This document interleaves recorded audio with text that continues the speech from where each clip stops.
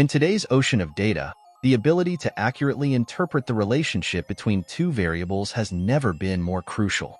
You've probably heard the terms correlation and causation thrown around in statistics, science, or maybe even on the news. But what do they really mean? And why is it so important not to confuse the two? Well, let's dive into that. Correlation is when two things appear to be related to each other. For example, the more you exercise, the more calories you burn. There's a relationship there, right? But, and here's where it gets tricky, just because two things correlate, it doesn't mean one caused the other. And that's causation, the idea that one event is the direct result of another. You see, this mix-up can lead to some pretty big misunderstandings. Take the vaccination debate, for instance. A now discredited study once claimed that vaccines cause autism, which led to panic and a drop in vaccination rates. And what was the result? Diseases that were previously under control, like measles, made a comeback.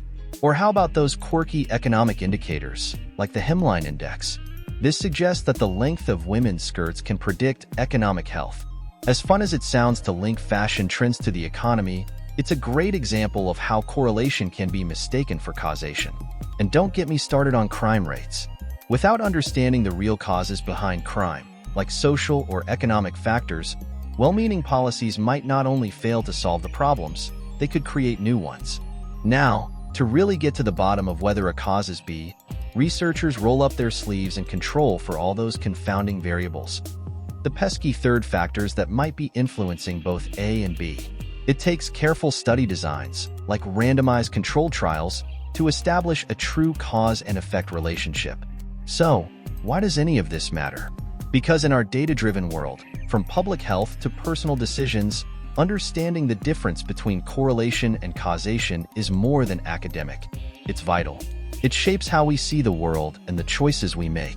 By fostering our critical thinking skills, we can sift through the data deluge and make informed decisions that are based on solid evidence, not just apparent links. It's all about asking the right questions and not taking the data at face value. When we hear about a new study or statistic, let's not jump to conclusions. Let's consider all the possibilities, look for the evidence, and remember that just because things move together doesn't always mean one is leading the dance.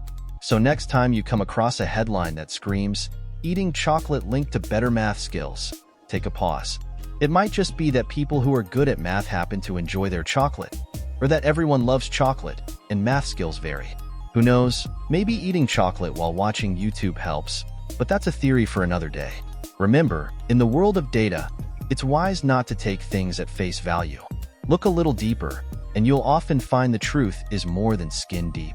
Let's keep our critical thinking caps on and navigate this complex but fascinating world with a keen eye for what really causes what.